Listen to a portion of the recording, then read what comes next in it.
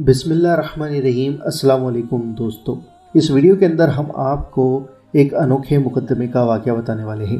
یعنی ہم آپ کو دو واقعہ بتائیں گے، ایک ہے حضرت داؤد علیہ السلام کا واقعہ اور دوسرا واقعہ ہے حضرت سلیمان علیہ السلام کا واقعہ۔ دوستو آئیے ناظرین جانتے ہیں۔ ایک دن بنی اسرائیل کے ایک عزت دار آدمی نے ایک شخص پر حضرت داؤد کے دربار میں دعویٰ کیا کہ اس نے میرا بیل چھین لیا، نہیں دیتا ہے۔ مدعا علیہ نے انکار کیا۔ حضرت داؤد نے مدعی سے گواہ مانگے۔ وہ غریب گواہ پیش کرنے سے مجبور تھا۔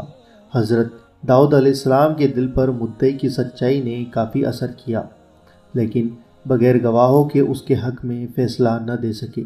رات کو حضرت داؤد علیہ السلام نے سپنے میں دیکھا کہ مدعی سچا ہے، مدعا علیہ قتل کی سزا کا حقدار ہے، اس کو قتل کر دو۔ دوسرے دن جب بیل دلوانے کا حکم حضرت داؤد علیہ السلام نے دیا، مدعا علیہ نے عرض کیا کہ یہ کس شریعت میں جائز ہے کہ دعویٰ ثابت کیے بغیر مال دلواتے ہو۔ اس فیصلے سے شہر کے لوگ بھی تعجب کرتے تھے کہ یہ کیسا فیصلہ ہے، یہ تو صرف ایک حکم سا لگتا ہے۔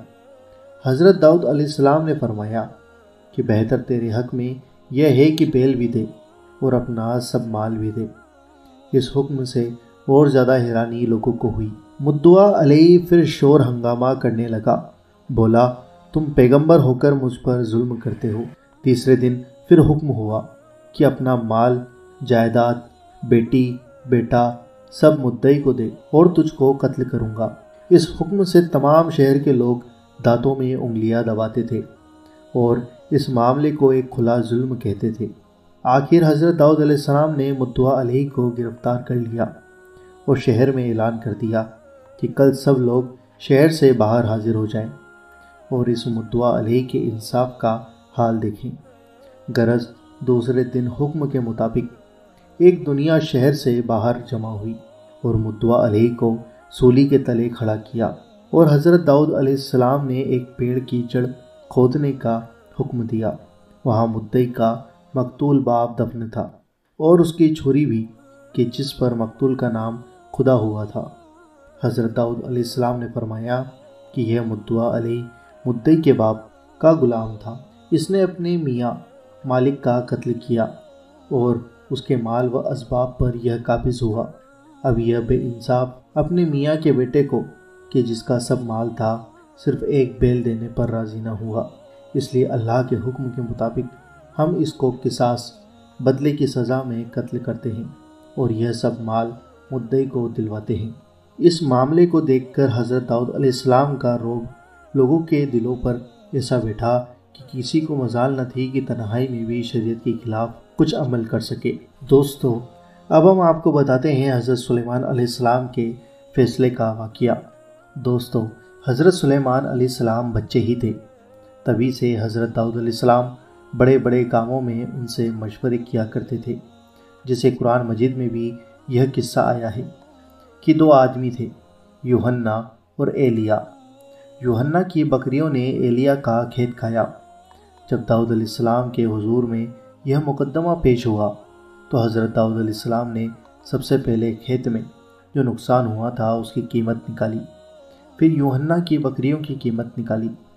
معلوم ہوا کہ دونوں کی قیمت برابر تھی۔ حضرت داؤد علیہ السلام نے یہ فیصلہ دے دیا کہ یوحنا کی تمام بکریاں ایلیا کو دے دی جائے۔ یوحنا نے فیصلہ سنا تو اسے چکر آ گیا، وہ روتا ہوا عدالت سے باہر نکلا۔ جب حضرت سلیمان علیہ السلام نے حضرت داؤد علیہ السلام کا فیصلہ سنا تو فرمایا، جناب نے بہت اچھا فیصلہ فرمایا ہے، لیکن اگر مجھ کو اس مقدمے میں جج کرتے تو میں ایسا حکم کرتا کہ دونوں راضی ہو جاتے۔ حضرت داؤد علیہ السلام کو یہ خبر پہنچی تو بیٹے کو بلا کر پوچھا، تم اس مقدمے میں کیا فیصلہ دیتے؟ انہوں نے بے جھجک عرض کیا کہ مدعی کے مال کا نقصان دلوانا بالکل انصاف کی بات ہے، لیکن اگر کھیت والے کو بکریاں سونپ کر حکم دیتا کہ تو ان بکریوں کے دودھ اور بال بچوں سے فائدہ اٹھا، اور بکری والے کو ارشاد ہوتا کہ تو اس کے کھیت کو پانی دے اور اس کی مرمت کر، جب وہ پہلی حالت کو پہنچ جائے تو مدعی کا کھیت دے کر اپنی بکریاں لے لینا، تو زیادہ مناسب تھا۔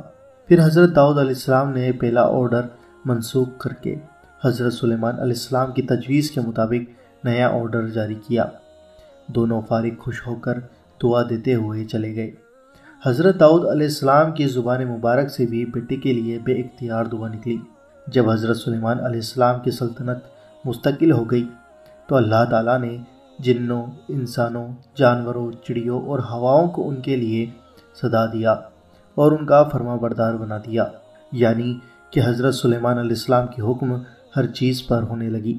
تب حضرت سلیمان علیہ السلام نے جنوں کو حکم کیا کہ ایک فرش فوج کی لمبائی چوڑائی کے برابر تیار کرو اور حکومت کے لیے جس چیز کی ضرورت ہو سکتی ہو ان سب کو اکٹھا کر کے فرش پر رکھو۔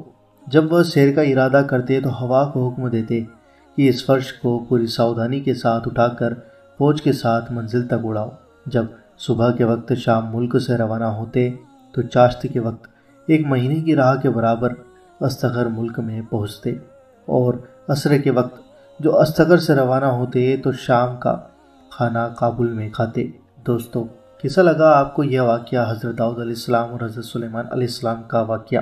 دوستو، حضرت سلیمان علیہ السلام کے والد حضرت داؤد علیہ السلام ہیں، یہ آپ کو اس ویڈیو کے اندر ہم نے بتایا۔ دوستو، مجھے امید ہے کہ آپ کو یہ ویڈیو پسند آئی ہوگی۔ اس ویڈیو کو دل سے لائک کریں، شیئر کریں، اور اگر آپ چینل پر نئے ہیں تو سبسکرائب کر کے بیل آئیکن ضرور دبا دیں تاکہ آپ کو ہماری ہر آنے والی ویڈیو کا نوٹیفیکیشن